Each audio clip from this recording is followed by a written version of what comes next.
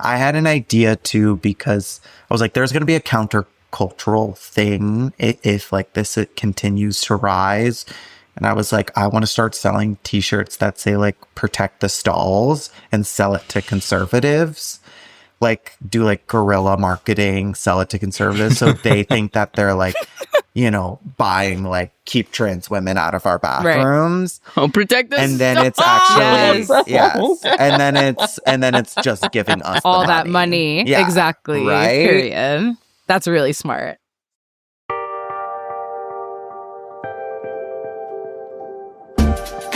I'm really excited to talk to our guest today. I feel like we've interviewed a few comedians, but she's someone that I met years ago at a non-binary showcase at UCB. Okay, period. Yeah, so it was like a whole bunch of like improvisers and stand-ups and performers. Mentally ill people. A bunch of mentally ill people with all different GoFundMes. And we're all in one show. So you're all mentally ill and you're all doing comedy. Yeah. Got it. Have you ever been to one of Marley's shows? I haven't, but of course I know her as like the infamous host of Twinks versus Dolls. Yes. At Singers every year. She also, I think, bench pressed a twink during one of her shows. She's a comedian. She's like an Olympian athlete. True blue athlete. Like when we lived, like whenever I visit New York, I'll go to the gym and Marley's there. And it doesn't matter what gym. Like we'll just be like, hey. Like I don't even have to text her. I'll be like, oh, I'll see her at the gym. Well, I love that because like I feel like in this world, and we've talked about this with previous guests, you know, that like trans people are sometimes very inclined to develop like eating disorders, like, or like, you know, wanting to like kind of like appear like thinner because of like complicated gender reasons. Like, I just love that Marley is like, I'm going to be the strongest bitch in the entire world. I'm not going to like minimize myself, or I'm not going to try to kind of like wilt a little bit, or you know what I mean? Like, yeah, that's super fun. She has an Instagram called Trans Sports Girl. And that's just so fun because you're just like, damn, you really are just good at basketball, tennis, soccer. Like it's like all these sports, and you're like, okay. I'm so jealous. I'd love to be good at like one sport. I know. Including like the sport I did for like 18 years. Like I'm not Swimming? that good at it. Yeah, I was like fine. Like I never was like excellent, and that's very hard for me as someone who likes to be excellent in everything I do. I was just very like average at swimming despite doing it for like a very long time. Damn.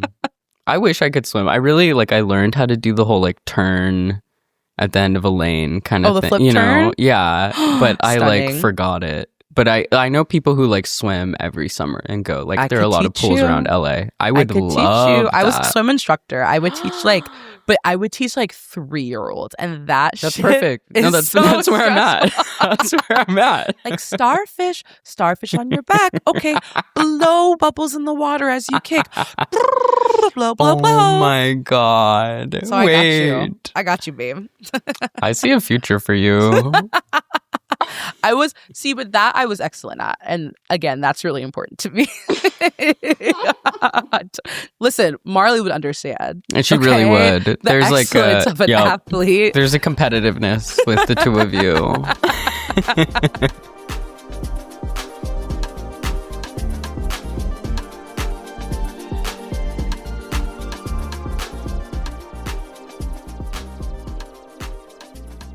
Could you maybe just start off by introducing yourself, however you like to be described, like your name, pronouns, what you do, and who you are? Yes. Marley, she, her. I'm a performer, comedian, to maybe be exact, and an actress, if one would dare. That's right. And also the strongest woman in the world. Right. Yeah. I just had a lot of like weirdly back-to-back meetings where it's like I am like coaching twinks, like drill sergeant coaching twinks, like T-boy wrestling judge, It's just like I'm getting in this niche that it makes sense that I'm there. It's just a little bit like, how did I get there? Right. Totally. You know? When the jobs kind of stack up and you're like, there's a theme. No. Interesting. I'm being typecast. I know you can relate, Allie. Yeah, I can. Oh, yeah. I can. There was a second where every role I played was a hacker. Yeah. Right. I was like, oh, okay, sure. Yeah, exactly. Beep boop. Yeah. Okay, gorgeous. Well, let's just hop in. What is your experience with gender? Like, how have you come to embody your gender as it is, and what has that journey been like? Yeah, I feel like my first transgender experience was wearing a Survivor buff, like as a skirt, and dancing to choreographed High School Musical, like the dance along, like shirtless with and then I would also be singing Edna Turnblad's part in Welcome to the 60 from Hairspray. So it was like, there was a lot of levels. Right. There. Something's going on. Right. Yeah, it was like something is going on. And then like, you know, I took like hip hop dance classes and like got kind of made fun of once in elementary school and then was like, okay, that's for homosexuals. We're not doing that. Totally. You know? And so it was like, oh, I like doing this. And if like it's not pleasing one person or it's like not like normal, then I would mask it with being the class clown. But I'm from like, you know, rural Massachusetts, small town, Western Mass, where I am right now, recovering at my dad's. I didn't know that rural Mass was a thing. I was like, what do you mean, like rural Massachusetts? But there are just these like little, tiny little towns all throughout Massachusetts. So what was that many. like growing up? It was like, you know, I walked to middle school and high school through the snow, and it was really like lonely. And now, you know, I have such appreciation for it. And like, you know, it's near Northampton. And now so many people that I know who live near there, like our friend Halo, shout out, lives like 20 minutes away from here. And it's like so cool to like know like queer and trans people who now occupy and probably did before, but like similar spaces. So it's cool to like get to, you know, after moving back to the East Coast to reconnect with that. Yeah. Yeah. So I was definitely like doing gay things, but like masking it in the best way possible. Oh my God, like, totally. I was playing sports a lot and then also doing, you know, improv too. Then once I moved out, like literally I feel like the day I went to college, I was like, gender doesn't exist. You know, it was like, just throw off the oppressive. Yeah, it's like I had Tumblr to like look up gay porn and that was it. But it's like maybe the one other poem that I read on there, I'm like, gender doesn't exist. Right. Thankfully, I never came out as a gay guy. Like I don't know there's like gold star, you know, yes, lesbians, gay guys. I don't know what that is. Like a trans woman who was never a gay guy. Yeah. It's fascinating is what it is. A rainbow bitch. Fascinating. Yeah, it's fascinating. Right. Yeah, exactly. Fascinating rainbow bitch. There's a sticker for it for sure. Yeah. But yeah, I was like out my freshman year, but I never hooked up with anyone because I just was scared. Like I was really scared. And it was also like, you know, in college, it's like fresh me. And there were like seniors who like wanted all this. And I was like, and then the next year, that summer, I went to theater camp. I went to Summer Stock Theater Festival, which is like adult gay theater camp in Williamstown, another small town in Western Mass. And I was like putting on the wigs. I was like beating my face. I had this drag persona, but I didn't call it a drag persona. It was like my first like name change, like this, she is inside me. Her name was Vashti. 2 V's. named after Vashti from the Purim story, who basically there's a king Ahasuerus, and like I don't know what he's like having a party, and he's like Vashti, his wife. He's like, get naked and dance for my friends, and she's like, fuck you, and then leaves and like or gets kicked out or something. Wow. So that was the energy. So there was like this Vashti was like the first one came came out, and then like I was non-binary for a hefty period of time, which, you know, all love to my NB folks. Like, we love you so much. They/them. Did you see that? That scary movie? No. That's a movie. It's a movie. It's a movie about grammar. No, I'm kidding. Shut the fuck up. I feel like it might be. I didn't see it. It might be. I don't know. I literally might Wait, be. shut the fuck up. This is not real. It's like That's a horror crazy. movie. Yeah. Yeah. I remember seeing it around. Yeah, That's so I heard funny. it's like unwatchable though. Should we watch it for this podcast? Yeah. Yes. You need to do for sure. Patreon. Yeah, Patreon Or only. whatever's the next step after Patreon. Exactly. Mega Patreon. Direct Venmo. Yeah. Right. Yeah. You get it sent to you. Yeah. But basically then after college moved to LA where Ali and I first met. At the non-binary Cute. showcase at the UCB. non-binary showcase. Cute. Yeah. God, take me back. Take me back. But I started taking like hormones then. And then I was living in San Francisco for a couple months, and all my close friends and people around me started just like sheing me. Like I was like always they, and then they were just like she, and I was like, I guess I'm she. Whoa. And then I was like, oh, I guess I'm she. Because I was like, I don't fuck with two pronouns. No offense. For me, Yeah. I'm not going to have two pronouns. It's going to be You're not a she, singular they, pronoun. bitch. I That's wasn't so going to funny. be. And I was like, oh. And I think this is probably relatable to people, but like going back to the binary felt so good. Like it felt being like, I am a woman. Like it felt so good. And then of course, now I'm like feeling more non-binary than I ever have because of the constriction of the binary in the first place that I was trying to run away from.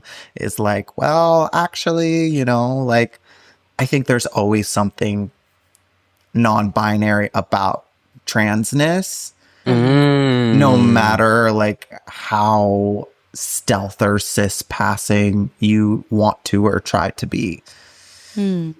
Just maybe my opinion, but usually I'm right.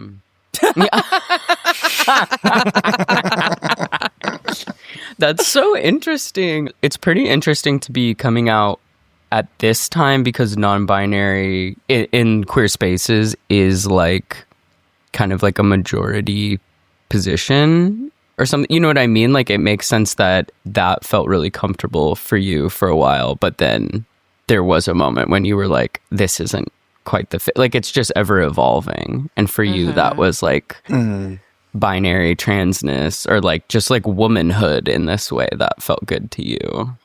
Yeah, it was like something that it was like, oh, that little kid always wanted when I'm like tucking with like the Survivor buff and the skirt where it's like, well, why can't I have a vagina?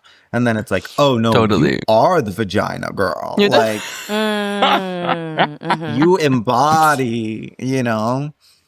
So yeah, it is cool. And like, I remember my mom was always asking like, you know, in each step of like my medical transition, like, so are you transitioning to a woman? Like, are you transitioning? I'd be like, no, mom. Totally. You don't get it. Like, you don't get it. I'm like always going to be non-binary. And then it's like that call had to come and be like, so yeah, I am one of those people who you actually are too. Yeah. Right. Yeah. So that's kind of my gender journey. And then now I'm like back in New York where, you know, my family is from the Bronx, like New York Jews, having relationships with people who I was friends with, like pre-medical transition or, childhood and college. And then, I think for a while I was running away from a lot of stuff and I had to run away. And then now I'm like, oh, even like strong, like being strong. I always loved being strong and like working out and being active. And then I felt like so much dysphoria about my strength. And now I'm like, no, people love a strong woman. Like, it's the same thing with trans women where it's like, oh, maybe people have too much shame where they can't actually express their desires. But like at the end of the day, it's like, oh no, that's me likey. Me likey a lot. Yeah. Trans porn is like the number one searched thing in so many states. Yeah, totally. Across. Yeah. So, and now I'm like getting hit up by sniffies to do like a like dominatrix of the twinks. So it's like all coming together in a really misconstrued way. But is that if you give are me, you dead ass? Is that real? that's what tomorrow is. That's what tomorrow is. Wait. And so it's like complicated because I'm like being sexualized, but also creative, and also like this is what I want to do is be on camera, and also I'll do anything for a check. So yeah, yeah, and totally. it's like literally for like gay and straight DL men to fuck. It's sniffies. Like it's sniffies. That's it. And I think like it's like I don't know the statistic, but I mean, I'm pulling it out of my ass, but I think it's like half straight men that go on that. Yeah, sniffies is crazy from what I hear. Yeah. That's like from what I hear. I hear. I've never been on it. Like, how is it different from Grindr? It's the map-based one and people like really don't show their faces. Is that kind of the vibe of it? Yeah, I went on in preparation and it's like a map. It's a website, so it's not an app. It's like a website. And it's a lot more discreet. Like the pictures you'll see is like, the anonymous little drawing figure, or it's like dick, butt, hole. Yeah, totally. Totally. Okay. Wow. And it's like growing, I think, like really fast. Because, That's so interesting. Okay, so you're getting the work. You're literally recovering. Do you have things that you do that help you stay like embodied or kind of like grounded in all of this change, or in just all the change that you've been going through for like a while? I just have been recently, my brother and mom came upstate with me. My brother lives in Miami and my mom's living in the Bay Area, Yay area. And he like brought like a lot of like breath work. So I've been trying to put that into my life because I also had to like quit smoking things in preparation for surgery. Totally. So like, and I had been wanting to quit weed too. So I'm like off the sauce, and something that my therapist was talking to me about was like breath work and like quitting weed or like smoking cigarettes or something like that, where it's like your first conscious breath of the day sometimes is like hitting the pen or hitting that, where it's like, oh, right, like I actually haven't been consciously breathing at all. And that's maybe why I'm finding so much relief in this thing, and I could just do that. Yes. Exactly.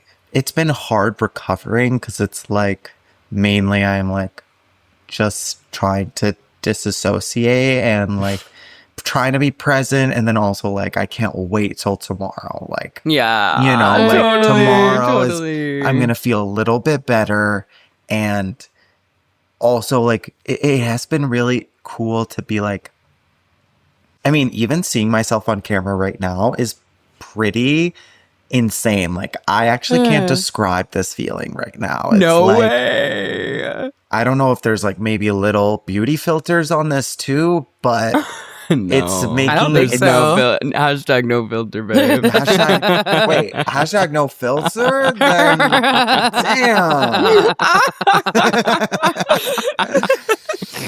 But like it's hard to be like, I'm in so much pain and I'm so excited Yes. for the future. Like it's my first time in a long time that I'm like, wow, like there are good things happening. Totally. There really are. There's like so many. Like I just am like, right.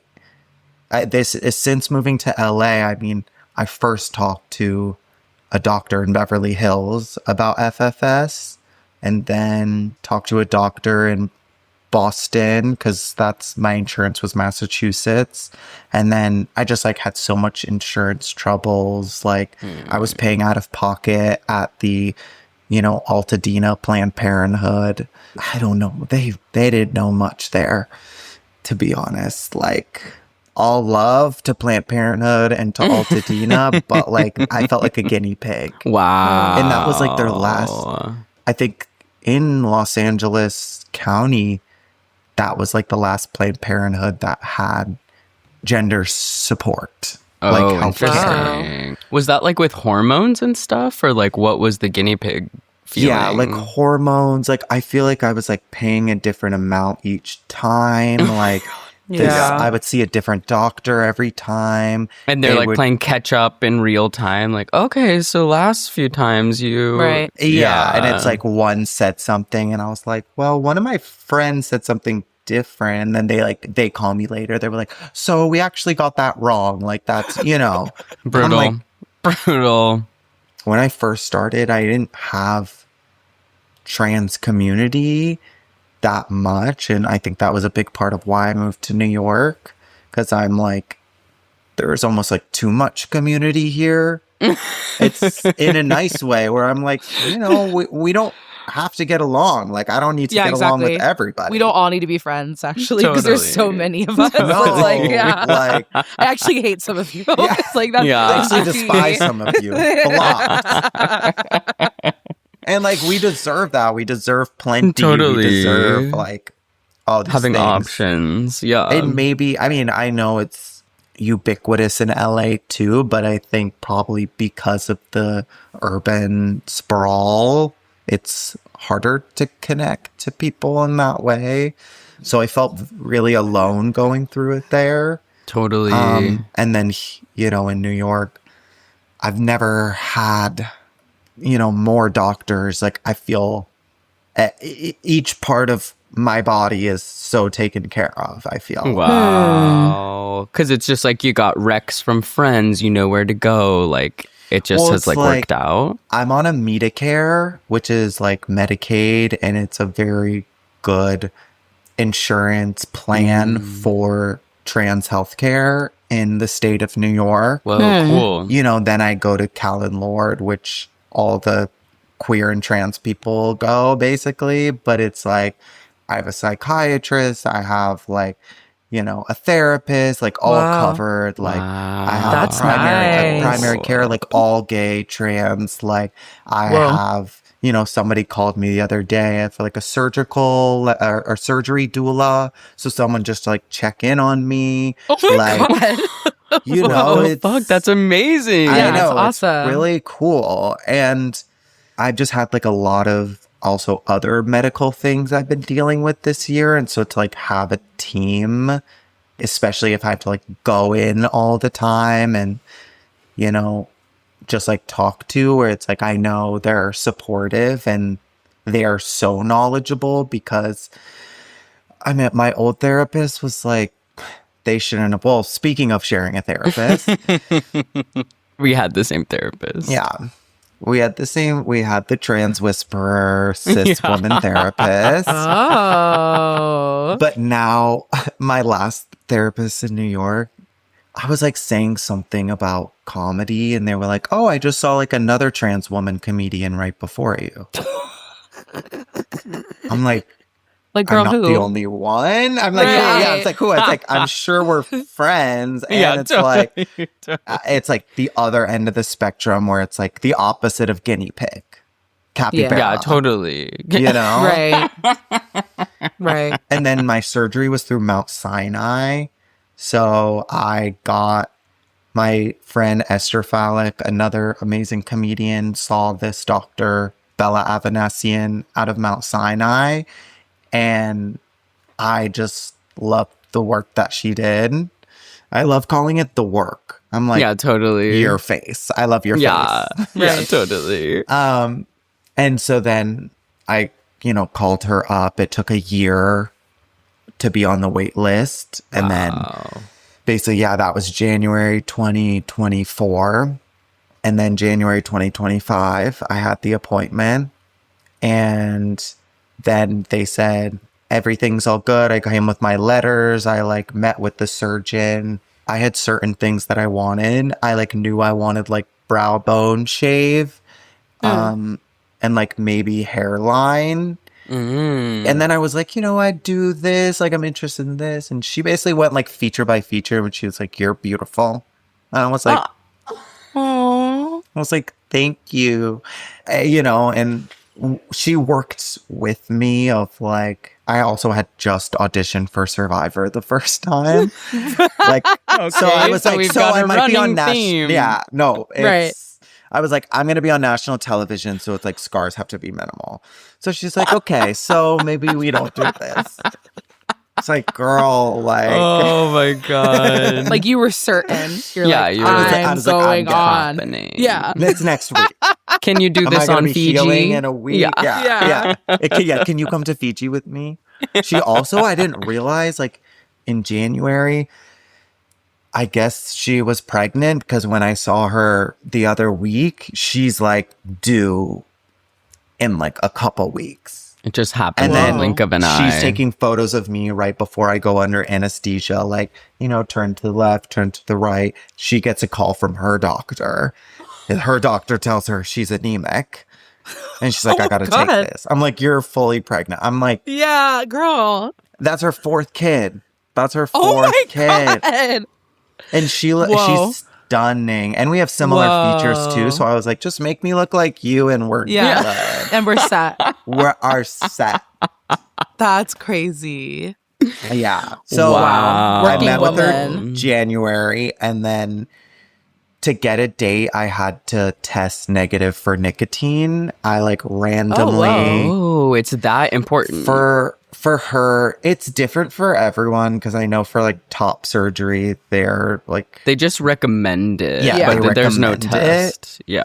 but yeah, she's just hard about it, and it's you have to be serious about this maybe. Yeah. And I think with the kinda love that. anesthesia, Yeah, me too. She's like, if we're gonna Me do this, we're too. really gonna do this, and it's Yeah. gonna be perfect. Exactly. And I don't Totally. fuck around. Yeah, This is my totally. fourth kid. I will be testing you. No, Yeah, literally. exactly. This is my fourth kid, This and is I my am fourth fucking anemic. kid. She's Yeah. eating You a want that steak while she says energy. it. Her Right, water's yeah. breaking mid surgery. She's like, we have to keep going. She's like, I've been under for 3 days. I wake up, she has the baby. She's breastfeeding the baby. Exactly.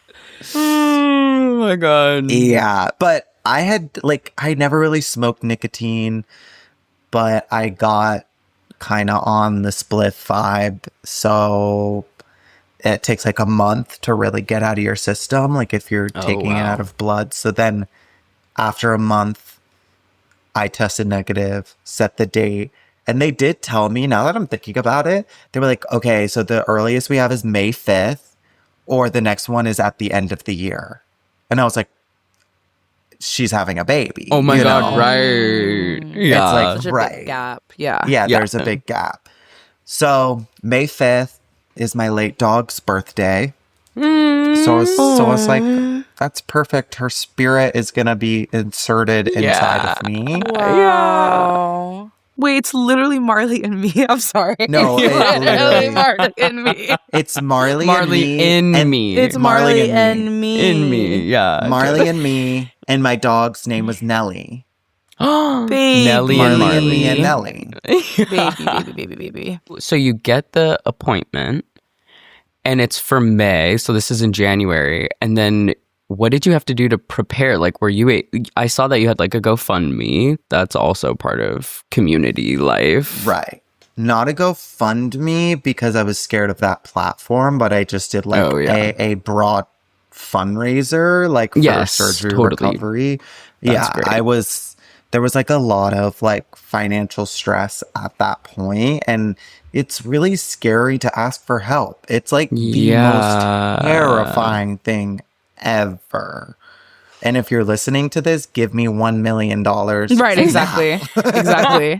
It's so scary. It's so scary. And you know what? Yeah. and I would be a little bit less scared if you gave me money. Yeah, so to prep, I did like a fundraiser show as well. And that was really sweet. I went to Tennessee to this gay commune, like this fairy commune, and that's when I quit smoking weed.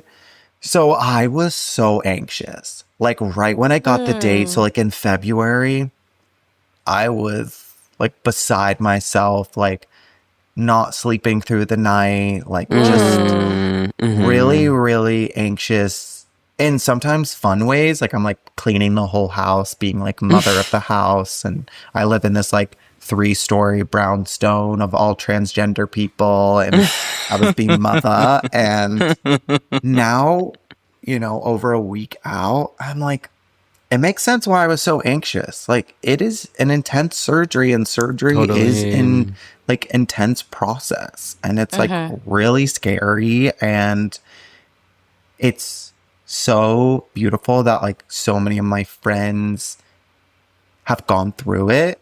Totally. And like know that experience, and like I can be like, oh, like, you know, I wish I could shit, but I can't because these opioids. And everyone's like, oh, drink like a whole bottle of magnesium sultrate. And then it's like, oh, and then I did it and then it worked.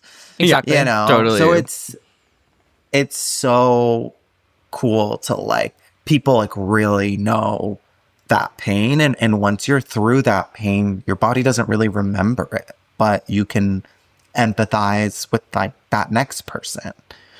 So like preparation was more like mental. I definitely was like in therapy, and I had to do like EKG, like like a scanning of the head. There was like a lot of medical stuff now that I'm thinking about it. I had to, you know, prep for surgery, and I just like, you want to be as healthy as possible, like feel as healthy as possible. Yeah, it's intense, especially with the face. It's like an invasive surgery, and I only did like brow. So basically I did brow shave. She's looking smooth, and then it's like a brow lift, and then there's like the 2 staples that like in like the next week this one is already gone, but like it'll fade into oblivion. Wow. And that like keeps it up. But, you know, girls or whoever, people who do like nose, chin, jaw, like that just adds time to the recovery. Totally. And, it's like more things to heal. It's more things to heal, and it's really intense. And like, you know, all I could do was like go on Reddit and like read about stuff, but it's different for everyone. Yeah. Like, and you don't know how it's going to turn out completely, like until you're not as swollen anymore. It's like, exactly. Totally. Like that's why seeing myself on camera, I've like, in my head, I'm like a ball of swollen, you know? Yeah, totally. And so it's like, oh, it's like all I have is like this black eye. Yeah. Which is kind of chic. Stunning, by the way. No, it's kind of, exactly. Stunning. It's giving You should see eye. the other bitch. Yeah. Right. Yeah. Confronting high credit card debt can feel scary, but the good news is, if you owe $10,000 or more in credit card debt, financial relief options are now available. National Debt Relief is currently offering debt relief designed to reduce what you owe and put you on the fast track to becoming debt-free. If you qualify for debt relief, you may be able to pay back less than what you owe and save thousands of dollars. Just visit nationaldebtrelief.com. Imagine only paying one low monthly program payment you can afford and saving money as you become debt-free. National Debt Relief has already helped bring debt relief to over 550,000 U.S. consumers, earning thousands of 5-star reviews and an A-plus rating with the Better Business Bureau. You're stronger than your credit card debt. Let today be the day you start turning things around. Take the first step and visit nationaldebtrelief.com to see what debt relief you may qualify for. That's nationaldebtrelief.com. It's giving smoky eye. Yeah, literally. Can you tell us about some of your work as like a writer and a director and how that evolved into doing your own kind of live comedy shows and like going solo? Like, what was that process like for you? Yeah. So, I've always been a performer and I loved being on stage. And I think when I moved to LA, I got excited about like TV, and that's still like in the area I want to work in. And so I kind of like was doing anything that I could to like be on TV essentially. Like I had a show like right before lockdown. It was like a live kind of concert show. I think Ali was there, and it was like super fun. And I was like, oh, this is like what I want to do. And it was like a bunch of like queer trans people like partying at a bar, and there was like music and comedy. And then it was lockdown, and it was like, I had been making videos forever, but then it became such a saturated form of art that everybody was making videos. So I kind of pivoted to, I was like a meme girl. I like had my weird TikToks that I was obsessed with, and I would post them to Instagram, and then that kind of blew up. And so when I started like stepping out, people like knew me from like my meme page, and then I got like a job, like I got jobs from it to basically write and direct TikToks for pop stars and write branding, social marketing type of things. And that was something I always did for myself. So I was like, okay, like I'll do it for Cardi B. Like I can do it for anyone. Like go dance. Yeah, right. Yeah. Dance, bitch, you know?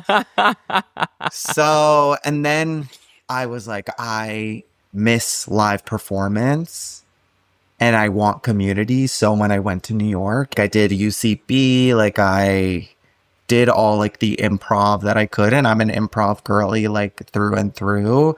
But, I was like, if you give me 10 to 15 minute set, like I'll do what I can do, I'll give what I give.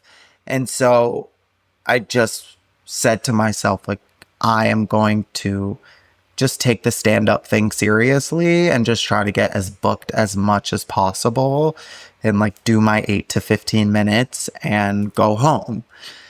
And then from there, even actually today, one of like my dreams was like I met my friend Charlie Bardet, and he has a podcast with a very funny comedian, Natalie, and that podcast just came out today. And when I moved there, I was like, I would love to be on that podcast, Or it was like, oh, like I would do anything to like have a solo show at the Bell House in New York. And then I did. And it's so hard when it's happening because you're like so stressed and you're like, well, now I have to sell tickets. And that is horrible for anybody. But it's like, oh, all my dreams are coming true. Like I moved to New York with a mission, and now like, yeah, all my dreams are coming true. Like I did a solo show. It was called Marley, Gotterer, Strongest Woman in New York. Right, lift the twink, put the twink on my bench back, press the twink, press the twink, sing the songs.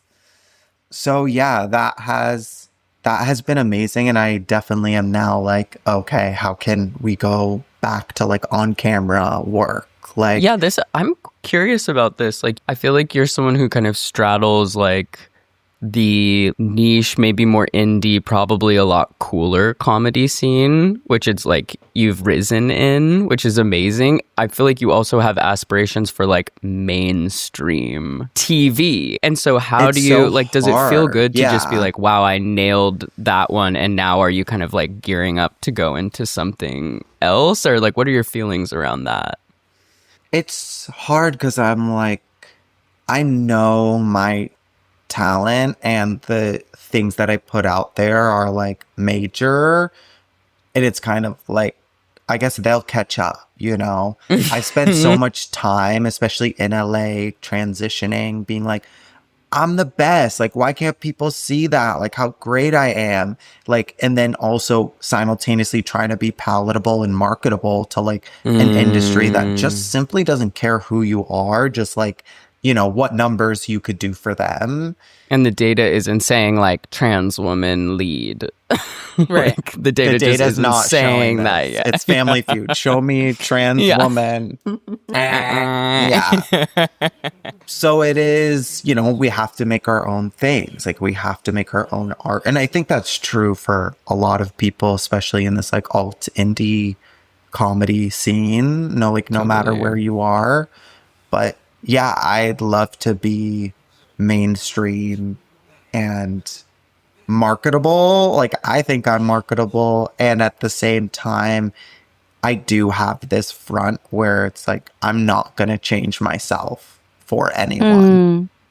Totally. And I'll do anything for a check. So we're working.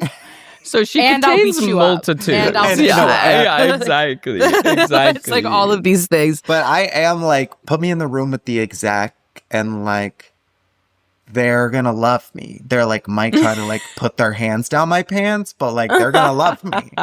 And if I have to sleep my way to the top, they're gonna love me. Right. Can you tell me more about the Strongest Girl in New York show? Or like, what was the genesis for that, and how is it working on that? So I have this like page called Trans Sports Girl. Yes. Where it's usually just like me playing sports, and I think I'm gonna like start making like more content. I want to do like a person on the street kind of commentating on like public sports. But I put on these tournaments. I did like a trans like T for T tennis tournament in LA. I did like a couple soccer ones where it was just like a bunch of trans people like playing, you know, quasi competitive. Because you're like an amazing athlete. You're like a really talented athlete. You're constantly on intramural. Like, I feel like I've like watched you play so many different sports. I've been like, oh wait, you're good at that too. Like, whoa. Well, when I was like first starting to medically transition in LA and like wanting to like talk about trans women in sports, I was like, wait, I actually just want to play. And like something that like got me through like the immense fear and hormonal ups and downs was like just like letting my body be free on the pitch, you know? Totally. So basically there's that element. And when I first moved to New York, I competed in Twinks vs. Dolls, which is it's like Twinks vs. Dolls Olympics. It's put on by this Bar Singers. And that's where I'm going tomorrow is there's like a camp that I work up at State, Camp Singers. Oh, yeah. And like, that's where I'll be yelling at the Twinks. But they basically just, it's like a competition of licking toes, walking with eggs in your butt cheeks, spitting far. And then it ends in like wrestling in spaghetti or beans. Whoa. And of course, I'm the 2-time champ. And last year, I did squats with the twink, threw him down in the beans, made out with him, and then wrestled some bitch for the title. So, Right. Just a regular day. just a regular day in Marley's life. So I was like, okay, like how can I play into this, like where it's like I can do these like kind of feats of strength music, because I released an album, a live comedy album of that show, just like, yeah, like music, regular stand-up storytelling. And my friend Peter Smith, who is an amazing actress, actually made me this for recovery that I've been wearing every day. It says tranny faggot clown. Aww. Yeah, right. I'm like, oh, Yeah. so Yeah. Aw. That's so thoughtful. That's so sweet.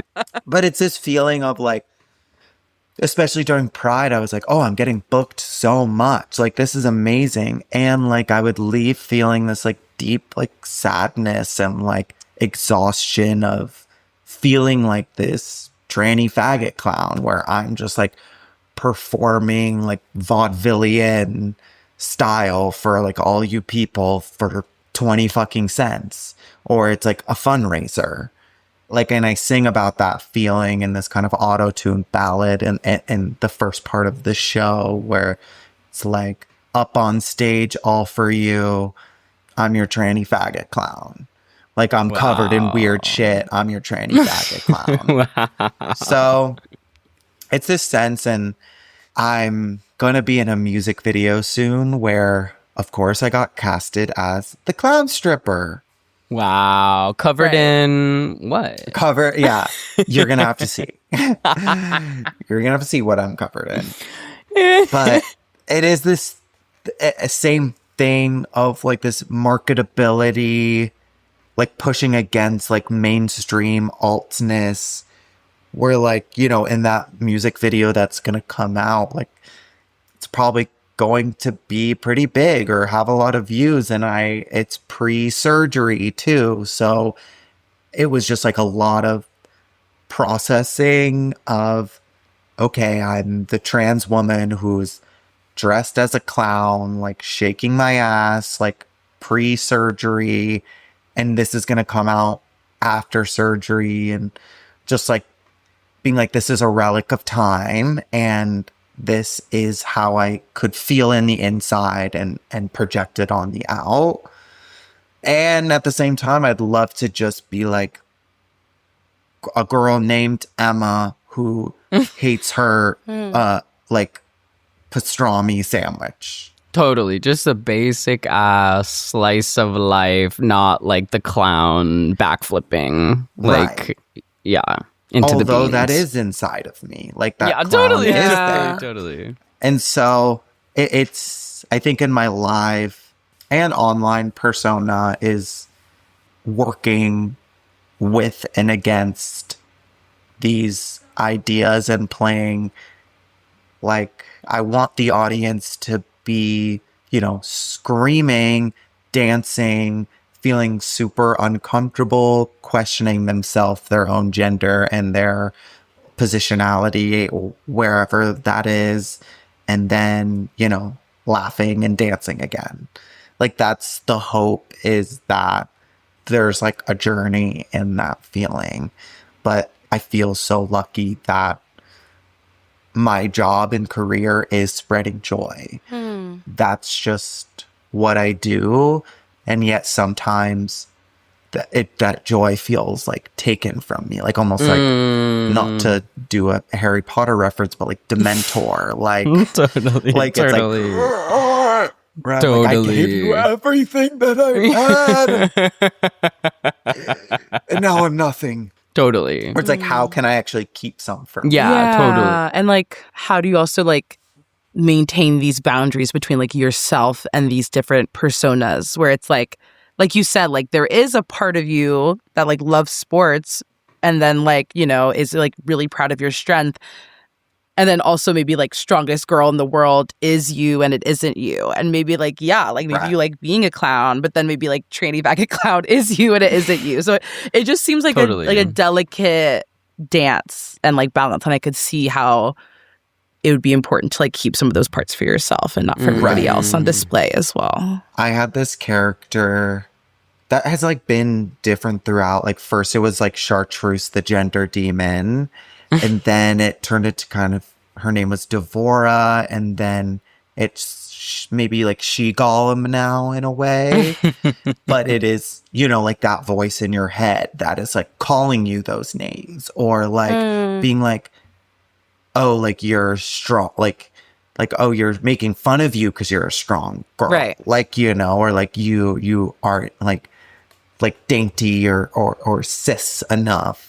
Where it's like this gender demon in the head, which is actually just, you know, the voice of like anxious Marley. Wow. I think that's really cool that you do find some joy in a lot of these characters, but it just is true that it would be nice to have the option to play Emma, who doesn't like her pastrami sandwich. You know, Right. it's like, and that's like the biggest problem she has. Yeah, yeah, she doesn't totally. fuck And with her that is like the sandwich. pinnacle. And that's She's a like billionaire. season 2 Yeah, finale exactly. issue that comes Like, up oh my for her. God. No, literally, don't she's a like main, and she's a it. main character. Yeah. That's her like whole story arc, and No, she's in totally. every episode, Yes. and she gets paid so much. Right. You had this post on Instagram recently that was kind of making the rounds, and it was kind of in response to all of the folks wearing those kind of like Protect the Doll shirts. And you broke down like what Protect the Dolls should actually like materially look like. So I'll just like read a couple of them. It's like Protect the Dolls means like not being a complacent bystander, opening your purse, hiring her, booking her, going out of your way to uplift, taking a step back and letting her step up, checking in and offering support, and many more. And I guess I was wondering, could you tell us a little bit about that post and like why you found it important to like make that distinction of like what it actually looks like to protect the dolls? Well, I was like in bed, completely anxious. This was in my like, pre-surgery anxiety where I just like felt a lot of anger in like a lot of different ways. And I wrote that in about like a minute and a half. Like, I'm going to be honest with you. I just was like, I think I just felt so angry in this kind of t-shirt economy world and seeing so many of my friends, especially dolls, who are just like broke as fuck and like who are just really going through it all the time. And it's like, you know, Madonna wearing a t-shirt doing this, like Troye Sivan wearing a t-shirt doing that. It's like, well, let's like really get down to it. Like if we're seeing this everywhere and this is now in mainstream popular culture. And so I just said what I want. Like, you know, the week before some guy was like trying to fucking kill me in his car. And like, I would have loved somebody else like get out of their car and like done something, you know, where it's like Totally being a bystander. And then, yeah, just like what I want to see for like my friends, like how I would want to see people being treated, where it's like they're protected, where it's like I'm seeing posts of serial like rapists who are like going across like assaulting trans women and like literally different posts. And I saw one guy who assaulted me and I was like, oh my God, like it's just like jarring. I'm like, not everybody has to deal with that. Like that is not like, these are people who are seeking out the girls and like going at them. So it's like, how can we literally protect them? Is it to give them a gun? Like, do we need a gun? Yeah. Like, do we yeah, need, you're like, I want what material. Do we need? Yeah, like, Yeah. like let's get down. And what's funny that you bring that up, because I actually the other day talked to the person who made that shirt. Ooh. And he like had the best intentions going in and like didn't really think about it that much. And then it like obviously blew up to a proportion bigger than, you know, anyone could have ever imagined. But we had a really good conversation about it. And I think we're probably going to collaborate in the future. I like sent him that list and I was like, you know, maybe it's Protect the Dolls asterisk and then like the list on the back of the shirt. On the back. Yeah. Like, I'm like, that's so good. because I'm like, it's also like this clout where it's like you want to uplift the dolls if it serves you in some way. Yeah. And Gives so you it's social like, capital. Yeah. It's like, well, what if it was like the back of Madonna's head and then it had that whole list of how to protect the dolls, where it's actually not about her and it's like more of like a call to action. Yes. Or if a doll was wearing it, it's like a form of like armor. Right. Or it's a call to action as an ally. What we need to do. So we'll see what happens there. But if you're listening, look out for that. Yeah. Could be something. I mean, it's such a like trap in a way. And I feel like I fell for it because I did see Pedro Pascal wear it and I did go like, oh, like, yes, like he's with us. And like, but then you raise such a good point. It's like, oh, yay, you view people as people. Like, oh my God, yes. Like the bar is literally in hell. So but I'm like, but I'm giving this like, you know, frankly, incredibly attractive, like white, like Latinx man, like so much credit, like arguably too much credit. Right. And him, I'm friends with his sister Lux. I was gonna say he has a trans sister, and so it's like, oh, like, and they're like as close as like you are be. about it, exactly. But yes, like it's like just like he's doing more than just the shirt, but like that's also only partially because he's related to somebody so close to him who is a trans woman, you know, where it's like, I wonder, is that what it has to be? Like that you have to have like direct relation for you to like really, you know, shout us out and uplift us. Yeah, like blood in the game. Yeah, exactly. It is interesting, but you know, I'm like, at least if there's like clout to be had, it should be the dolls getting it. Exactly. If it's like money and clout, like it should be in the dolls' pockets. It needs to be. Yeah. Exactly. Yeah. And I think it's getting there, and it's like, yeah, we're like, the bar's in hell. The bar's in hell. The bar's literally hell. But that hell. means like now we get to raise it up. Like the sky's the limit, and we know that there are so many people like who have social capital and money who want to support in this way. So it's like, okay, like you want to support, here's what it looks like. Here's what it actually is to like put your feet on the ground, like be in the streets. Like, are you gonna step in front of the car? Are you going to like get arrested? Are you going, like, how far are you really gonna go? Is it just the t-shirt? And I think it's important, you know, like what message will last if the t-shirt is burned, you know, like it's a material, like it could go up in flames in 2 seconds. Like what will it leave behind? It was also kind of hard for me because dolls is so inside baseball that you can like stealthily wear that anywhere. I'm like, you're not really wearing like a protect trans women shirt and then going to like the sports bar, like, you know, grocery shopping. Like you're wearing kind of like a slang t-shirt that only the people who get it will get it. Like, you know, high reward, low risk. But it's also been this, like, people have been like, oh, like dolls, like protect the dolls. Like, what about the bricks? Well, exactly. And then it's this whole conversation where it's like, oh, like dolls equals like passing trans woman, which that doesn't, I actually, when I was first like, I'm like a trans woman, I was like, I hate the word doll. I'm like, I don't like that at all. But then I had an idea too, because I was like, there's going to be a countercultural thing if like this continues to rise. And I was like, I want to start selling t-shirts that say like protect the stalls and sell it to conservatives. Like do like guerrilla marketing, sell it to conservatives. So they think that they're like, you know, buying like keep trans women out of our bathrooms. I'll protect us. And then it's actually And then it's just giving us all the that money. Yeah, exactly. right? Period. That's really smart. So I just copyrighted it. So if you're listening, can't take playing that. chess, playing chess. No, a million steps ahead. This is back to Survivor. Oh my god. Oh my god. Thinking. God, that's so funny.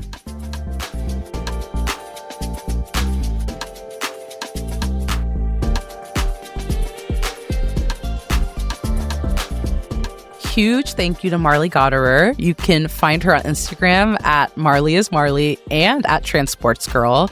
And those are both linked in the show notes. Gender Spiral is an original podcast from Audiation. This episode was mixed by Matt Noble. Theme music is composed by Chanel Kirchlow, remixed by Daria Lord. Additional music by Command Jasmine, courtesy of Molten Heart, with art by Joey Hahn and graphics by Michael Tyrone Delaney.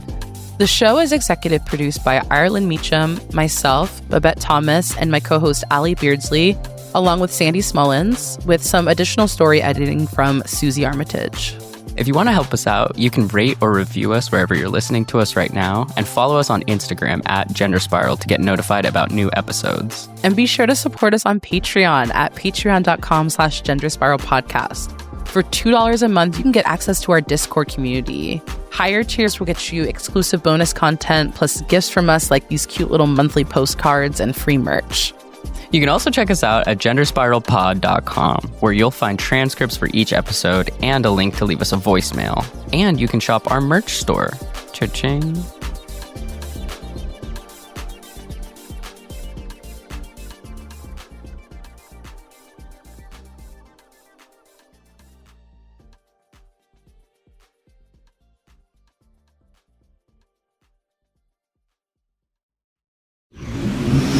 Audiation.